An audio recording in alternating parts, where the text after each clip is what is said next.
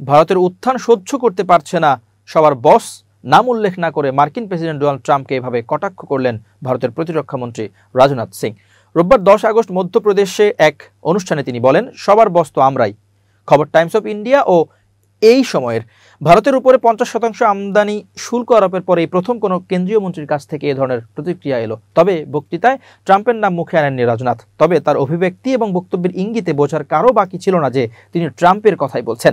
রাজনাথ বলেন, দ্রুতগতিতে ভারতের উন্নতিতে অনেকেই খুশি নন, তারা এই বিষয়টি পছন্দ করছেন না। ঘুরিয়ে ট্যারিফ নিয়েও বার্তা দেন রাজনাথ। তিনি বলেন, ভারতের তৈরি জিনিসপত্রের দাম অন্য দেশে যাতে বেড়ে যায় এবং মূল্যবৃদ্ধির পরে সেই সমস্ত জিনিস যাতে বিশ্ব কেনা বন্ধ করে দেয়, সেই চেষ্টা করছেন অনেকেই। এই প্রচেষ্টা চলছেই, কিন্তু ভারত এত দ্রুত এগিয়ে চলেছে যে আমি দৃঢ়ভাবে বলছি, কোনো শক্তি ভারতকে বৈশ্বিক